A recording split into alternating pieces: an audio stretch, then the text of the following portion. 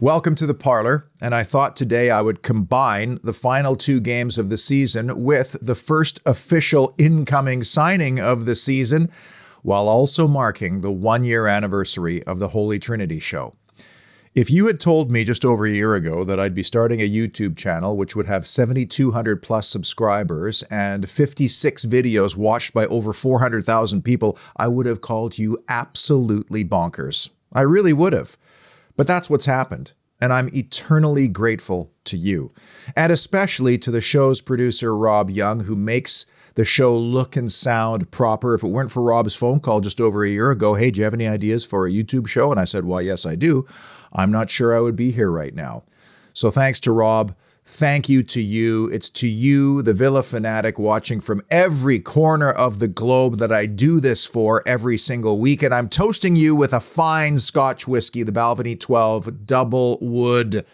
We need to do the double over more teams next year. This is a great Scotch for the end of an evening, for the end of a season, or to celebrate a one-year anniversary. Cheers to you.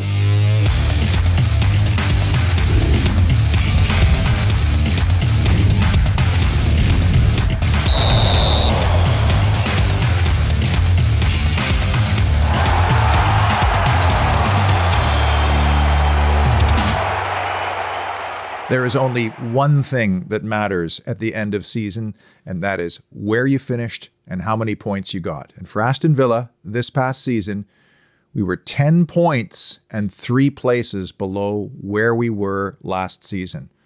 And don't tell me about Steven Gerrard's record. You don't get to pick and choose segments of the season.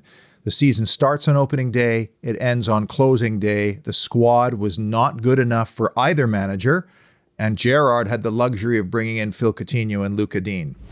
Here it is, the final tally of the categories that we've been following all season long. That record at Villa Park is absolutely and utterly abysmal. If there is one thing that must change next season, it is they have to get more points at Villa Park, create pride and a fortress feeling at the home ground again, because A, you'll create more excitement and anticipation and maybe even a longer season ticket waiting list, but B, it'll take some of the pressure off having to get results on the road. The other thing that needs to change is that top 6 record. That is also putrid. This club needs to compete with those teams if they are serious about being in the European places. Utterly demoralizing is how I would characterize my feelings after Sunday. And I was already rather peeved going into that game because of what I thought was a very abject performance against Burnley at home, dominating the game, but not having the killer quality or instincts to put that team away again at home. Thankfully, we won't have to worry about that again next year as Burnley mercifully finally down to the championship. But these last 2 games beautifully sum up the entirety of Aston Villa's 21-22 campaign. And I'm about to tell you what needs to change, not just on the field, but off the field. The collective mentality that Aston Villa needs to take forward if they are truly going to improve from here. The collective attitude, the entire character of Aston Villa Football Club must change. And I believe it did very symbolically with the dismissal of Dean Smith and the appointment of Steven Gerrard.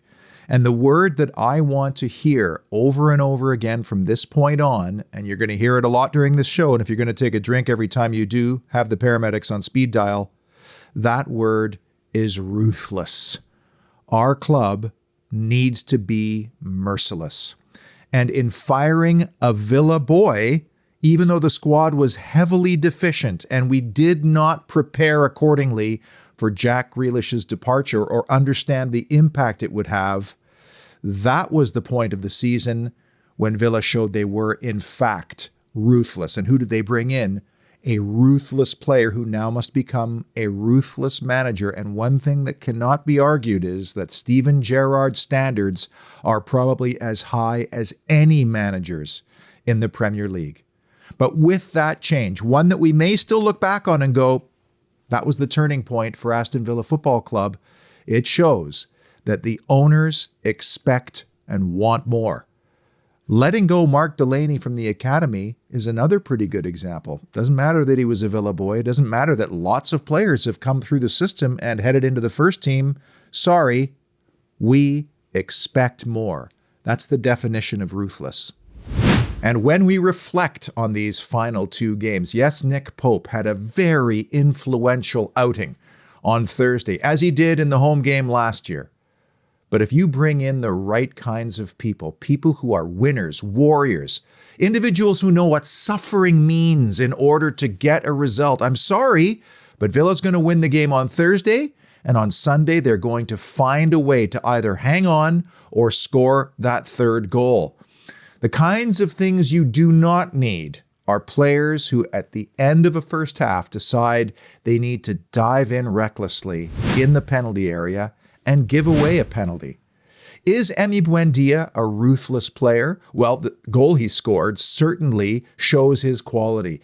He and John McGinn locked eyes for a split second. He committed to the run and he committed to the ball to tie the game. But I'm sorry, Emi Buendia's biggest issue, and it was evident all season, is he is too emotional. He has to become mentally ruthless, where he doesn't go diving in or get frustrated every time he misses a simple pass or a shot at target. That's what needs to change with this player, and the kinds of players we need to bring in are mentally stronger than what we have. And then there's the City game. A game that saw Villa actually have opportunities to extend their lead even sooner. The Ollie Watkins breakaway. Does this not characterize Watkins' season in front of goal perfectly? Is he a clinical, ruthless striker, and has he been this season? No, he has not. And the reason why I like the guy a lot is he came out and he said so this week. He wants to be more clinical in front of goal, and he has the personality type that is willing to do the work and the grafting to make that happen. Now, his talent and his position in this system was beautifully shown during the 2-0 goal, where he flicks it on for one of his two number 10s. And in this system, this is what should be happening all the time.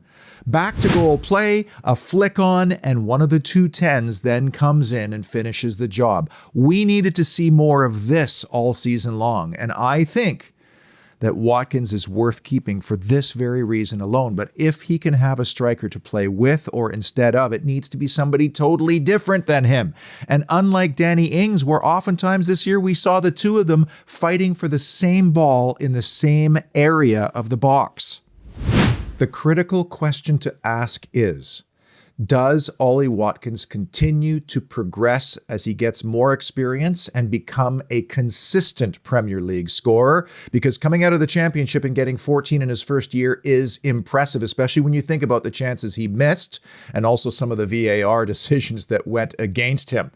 Now, I think he can in my heart of hearts. I think it's too early to give up on this player, and I think he would be helped by having a teammate like Luiz Suarez who could show him some things in training, both attitude and application-wise, and not to mention his hunger and his desire in games to score goals. But that's not for me to decide. The technical staff must be reviewing this very question as we speak, amidst rumors that he's being linked to West Ham United. And frankly, the same thing can be said about Danny Ings, a guy who is notorious for his work inside the penalty area. But this year, I'm sorry, even with 7 goals, I look at the big chances that he squandered. He could have put Crystal Palace away by himself, and he did not, and that is an issue. It was the collective mentality of Villa on Sunday that was so demoralizing. I mean, here they had a chance to drastically affect the title race, and it all fell to pieces in a 6-minute span. A lot of people saying, well, it was the dragging of Coutinho that made the difference. I saw a Coutinho who was fading physically, and we've seen that a lot because he's rarely been a 90-minute man all season. And the idea actually of putting Jacob Ramsey there next to Buendia, He poses a threat to goal and has athleticism to get himself about, but it was bringing on marvelous Nakamba that also changed the dynamics so much. It invited City forward in a way. And we can go and pick out many little things that led up to that critical first goal. It was the first goal of City that Villa needed to prevent for as long as humanly possible. And unfortunately, they did not. Everything that preceded the ball across. And then Matty Cash did not know that Gundogan was behind him, and neither did Olsen, frankly, who was watching the ball the whole time. He had no idea that Gundogan was standing there. Honestly, I think I'm going to be haunted for a very long time with how those 6 minutes unfolded at the Etihad and all the what-ifs and what might-have-beens that followed. Because think about how positive an ending to a season that would have been. Finally winning over a top 6 side, the top side, and denying them of a title on their own patch. Instead, same old Villa. Can't hold on to a lead, can't come from behind, can't beat a top 6 side, can't beat a Burnley or Crystal Palace at home with points that would have propelled them up the table. Can't. So here we are now in the off-season, and what name, which I've already mentioned a couple of times, is Villa linked with? None other than Luiz Suarez. I like this link a lot because this is exactly the type of player that can not only contribute, even if it's for just 1 year on the field, but also can help show others what it takes to be a winner. This guy was willing to bite people to win, and although I don't condone those two very public incidents, that ingredient of hunger and desperation is exactly what we're missing. Bringing in Luiz Suarez, even if it's just for 1 season, could have a profound impact on Ollie Watkins if he stays with Aston Villa beyond the summer. Not just from a competition standpoint, because they'll be fighting for minutes. Think about what happened to Emi Buendia when Phil Coutinho arrived to the club. But it's also having that day-to-day exposure to the relentless pursuit of goals and winning that will benefit everybody in the squad, including Watkins and Cameron Archer. This is a pivotal point in Archer's career. Can he do for Villa in the Premier League what he did for Preston in the Championship? Well, having Luiz Suarez around, even if it's just for the preseason, certainly cannot hurt the kid. Villa will need more than Luiz Suarez in the off-season, however, and so enter Boubacar Kamara. This looks to be an extremely shrewd signing and at a very good time to get that news the day after the whole Man City meltdown. This guy is a huge signing for 3 reasons. 1, he's 22, turning 23 in November, so a young guy.